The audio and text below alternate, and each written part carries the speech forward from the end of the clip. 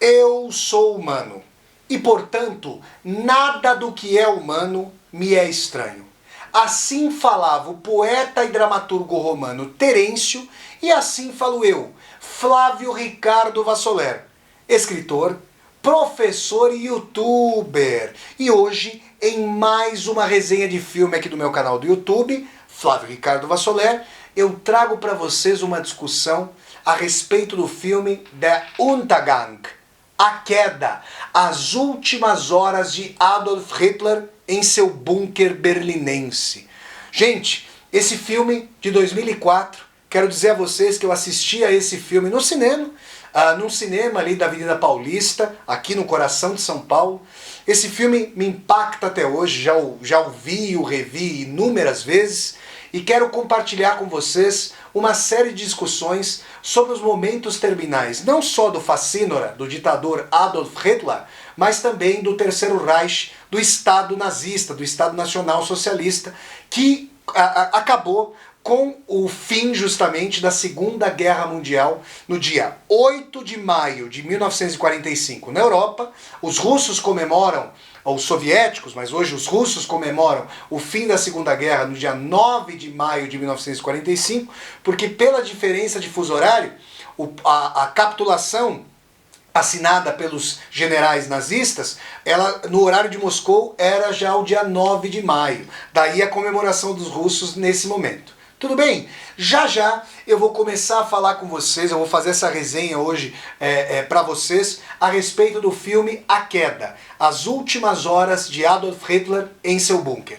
Mas antes, eu quero conversar com você que está assistindo a esse vídeo. Se você está chegando ao canal pela primeira vez, seja muito bem-vindo e bem-vindo. Eu peço que você se inscreva aqui no canal, toque a sinetinha para receber as notificações, e se, ao fim e ao cabo, você gostar do conteúdo da discussão, dessa resenha, dê um like no vídeo, curta o vídeo, dissemine esse vídeo pelas redes sociais para que nós possamos chegar a cada vez mais e mais pessoas, e deixe o seu comentário aqui embaixo desse vídeo para eu poder conversar com você. Tudo bem? Então vamos lá, gente. A Queda, as últimas horas de Adolf Hitler em seu bunker berlinense.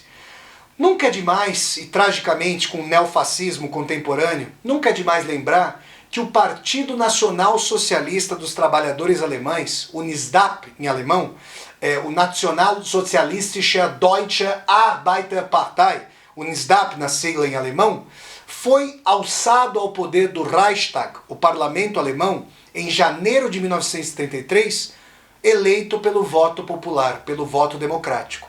Muito já se falou sobre a aderência dos trabalhadores e das trabalhadoras à causa do nazismo. Mas é importante dizer, isso aqui é muito importante para nós, que a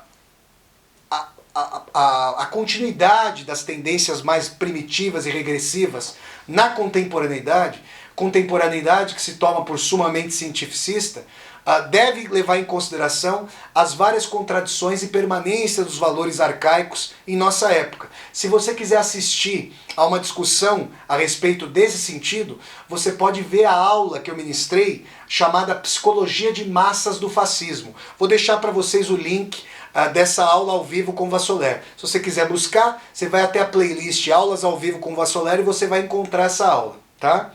Bom, Hitler chega ao poder, seu regime sanguinário, ditatorial, arbitrário, totalitário, chega ao poder, eleito pelo voto popular. Em 1933, ele vai se tornar ditador. Aqui não vem ao caso fazer as discussões histórico-políticas sobre os meandros que levaram Adolf Hitler à ditadura, a se tornar um ditador, mas é importante dizer que o propósito da guerra, o propósito da sublevação radical, o propósito desse movimento contínuo do totalitarismo contra seus inimigos internos, primeiramente, nomeadamente os judeus, que foram classificados, guetizados, primeiramente expulsos da Alemanha, e depois com a metástase, com o horror da metástase militarista do nazismo, ocupando os países, tanto da Europa Ocidental quanto da Europa Oriental, os judeus guetizados foram deportados para os campos de concentração, para os horrores de Auschwitz, Dachau, Treblinka, Sachsenhausen, Chelmno,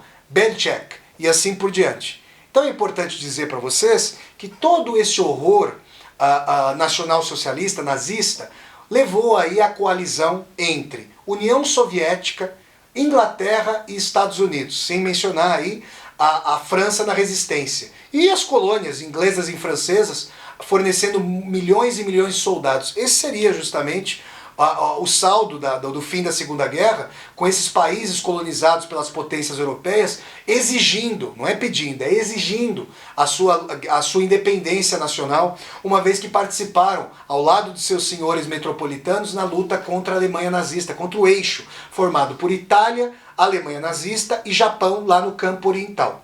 É importante dizer o seguinte: a guerra tinha duas frentes. A frente do Pacífico, em que os Estados Unidos, sobremaneira, ao lado da União Soviética, disputavam ali cabeças contra o Japão, e a guerra na Europa. O fronte oriental, o fronte que contrapôs União Soviética a leste e Alemanha a oeste, envolveu ali a maior carnificina da história das guerras. Só para vocês terem uma ideia, 27 milhões de soviéticos morreram na Segunda Guerra. E é importante dizer que, a partir das batalhas de Stalingrado, épica e heróica Stalingrado, eu estive em Stalingrado em julho de 2018 para escrever o meu caçula literário, o Diário de um Escritor na Rússia. Nunca vou me esquecer do Museu Panorama da Batalha de Stalingrado. E além da Batalha de Stalingrado, a Batalha de Tanques de Kursk. E aí começa a ser revertido o curso da Segunda Guerra Mundial a favor do Exército Vermelho e do Exército Soviético. Então é importante dizer, gente, o seguinte, que o Exército Vermelho vai fechando o garrote, liberta Auschwitz, liberta ali os prisioneiros do campo de concentração e vai forçando a guerra para dentro da Alemanha. Até que, como acontece ali em A Queda, chegamos ao teatro de guerra na própria Berlim, na própria capital do Terceiro Reich. E aquilo a que nós assistimos nas últimas horas de Hitler, nos últimos dias de Hitler em seu Reich, Hitler que fazia aniversário, salvo engano, no dia 20 de abril, e 2 semanas depois a guerra estava terminada, é importante dizer que nós assistimos nesse filme com o Hitler sendo interpretado pelo grande ator suíço Bruno Gantz, falecido recentemente, que fez também Asas do Desejo, filme maravilhoso que contou com a direção do Wim Wenders, esse grande diretor alemão, e que já foi resenhado aqui no meu canal, vou deixar o link para vocês. É importante dizer que nós assistimos a um Hitler combalido, tresloucado, com a sua confiança delirante, que foi para as cucuias, que foi lançada às favas, uma vez que aqueles que ele considerava Untermensch, sub-humanos, na sua ideologia odiosa, se mostraram vitoriosos, estavam engolfando a Alemanha. E a gente vai assistir, e eu quero frisar para vocês, dentre as várias questões levantadas por Hitler no seu bunker, nós vamos perceber que tanto Hitler quanto, por exemplo, o seu ministro da propaganda, o seu então ministro da propaganda e depois chefe de braços das Forças Armadas, o Joseph Goebbels, diziam que não sentiam qualquer remorso e qualquer culpa por ter colocado a Europa e a Alemanha num verdadeiro banho de sangue, que a população civil havia dado o mandato democrático para o partido nazista, que usurpou, lançou mão das eleições para destruir a democracia. Qual é a semelhança com a contemporaneidade neo-autoritária? Não é mera coincidência, mas sim reincidência. É importante dizer que eles diziam que não se sentiam de maneira alguma responsáveis pela população civil, pela inocente ou supostamente inocente população civil. Que agora, esses que sobraram na guerra, resistissem aí, que Hitler jamais ia ordenar a capitulação, jamais ia aceitar a capitulação. E que os fracos, segundo a ideologia darwinista social odiosa de Hitler, eram aqueles que haviam ficado, porque os mais fortes já haviam perecido. E agora restavam apenas os civis que, numa guerra total, como a que Hitler e Goebbels lançaram, não existiam. Não existiam como civis.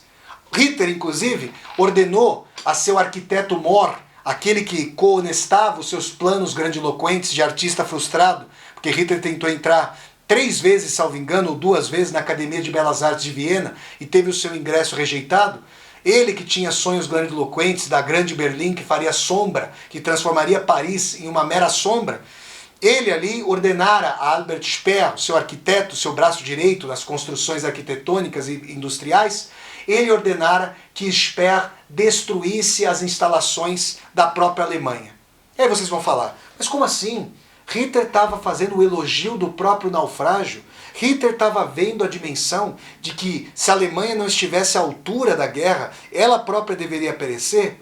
Pois então, numa dimensão de darwinismo social odioso, se os mais fortes devem sobrepujar, e se a ideologia canastrona, pseudocientífica e odiosa da diferenciação étnica, dessa questão ariana, tinha ido por terra com a força da União Soviética, dos Estados Unidos e da Inglaterra, claro, mas sobretudo da União Soviética, que é a grande vencedora e também a grande derrotada da guerra. É vencedora porque justamente esmagou o Terceiro Reich, mas uma vitória de pirro com a pauperização da sua população, a inanição da sua população, 27 milhões de cidadãos e cidadãs soviéticos mortos durante a guerra.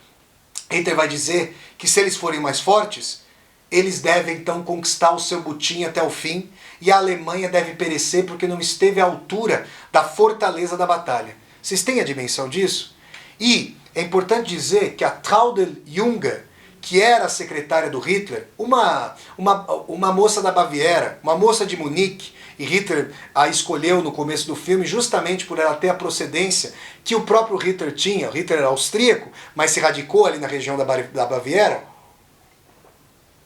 E o Partido Nazista teve a sua formação na região de Munique. Até hoje tem ali o local na cidade de Munique, onde aconteceu a reunião de formação do Partido Nazista, e teve aquele golpe da cervejaria, o putsch da cervejaria, em que a partir dali Hitler teria dado ação para tomar o poder do Estado. E ali esse golpe foi desbaratado, Hitler foi posto atrás das grades, e nessa prisão ele escreveu a sua autobiografia política, o Mein Kampf, o Minha Luta. Então quero dizer a vocês que Hitler vai dizer, e a Traudl Junger é testemunha dessas colocações, de que ele, em si, sempre lutou para suprimir quaisquer traços de compaixão. Ele dizia que se a compaixão não existia na natureza, se os animais primitivos, os animais selvagens, jamais eram compassivos com os mais fracos, o que vale para a natureza, vale ainda mais para os seres humanos. E a questão justamente é que se a sanha de poder contra outrem, a sanha totalitária e metastática contra outrem já não consegue ter resultado, agora é fundamental fechar, apagar as luzes da ribalta, fechar as cortinas e fazer o elogio do próprio naufrágio. E aí, o filme é bastante acurado, o filme dirigido pelo alemão Oliver Hirschbiegel é bastante acurado, fazendo reconstituições dos diálogos, do caráter delirante de Hitler, que ordenava que seus generais trouxessem tropas já inexistentes, que ganhava a guerra no mapa, mas jamais ganhava a guerra na realidade. Tudo isso mostra para nós essa característica que levou Hitler e, vejam vocês, a Eva Braun, a sua noiva, com quem ele se casou nos estertores, nos últimos momentos da guerra, dentro do bunker, ao suicídio. Hitler vai se matar, vai matar a Eva Braun e vai inclusive matar a sua cachorra Blonde, a sua pastora alemã.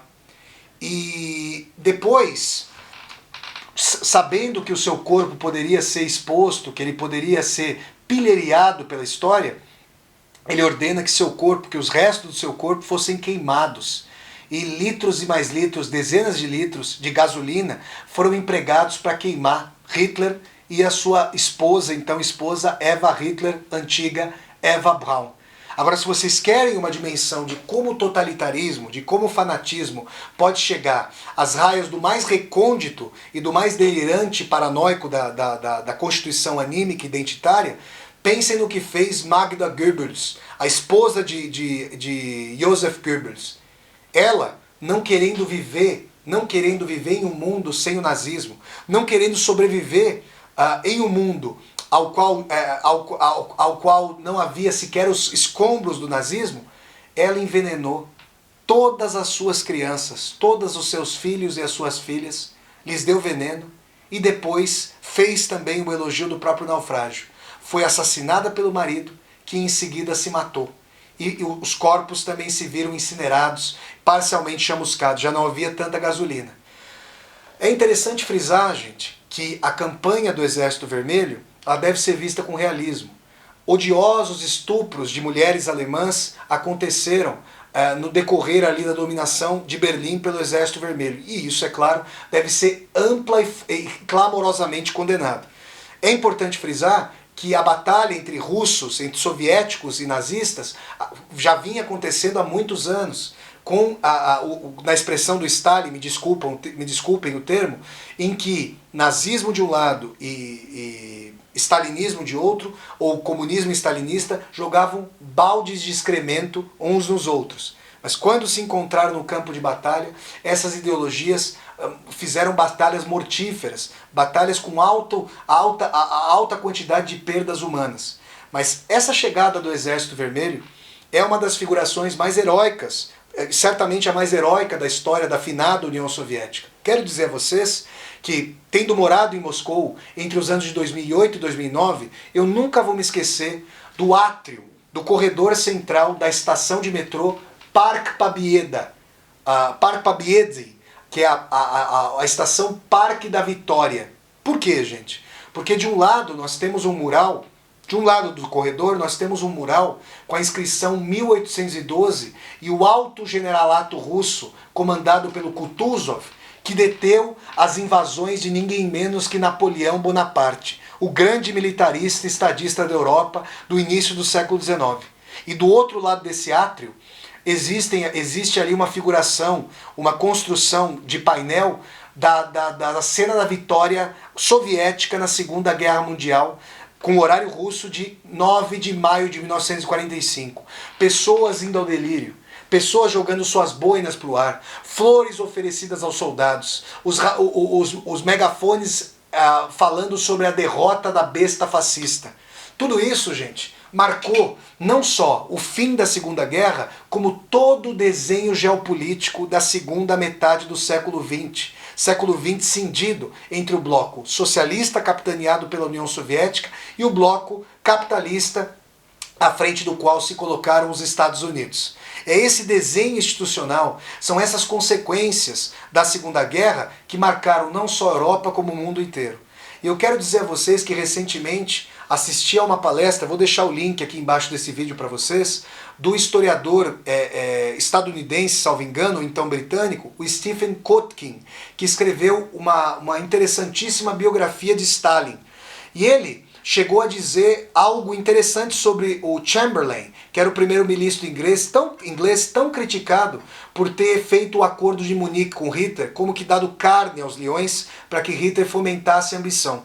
Chamberlain teria feito o seguinte prognóstico: se nós trouxermos a União Soviética para o coração da Europa, se nós insuflarmos uma guerra entre a Alemanha e a União Soviética, o Exército Vermelho e o socialismo montarão suas bases, montarão suas barracas, montarão suas fronteiras farpadas no coração da Europa por um tempo indeterminado. Vejam vocês que prognóstico certeiro que balizou a formação daquilo que viria a ser chamado de Iron Curtain, a cortina de ferro, esse termo no batismo de Winston Churchill. Então, pessoal, as últimas horas de Hitler em seu bunker são a disputa feroz entre as facções do Estado nazista, os ratos abandonando o navio, as altas traições, as debelações, as delações, os fuzilamentos arbitrários, um Hitler completamente enfermiço, hipocondríaco e combalido até o último momento do seu suicídio. E um Hitler que ceifou a possibilidade de compaixão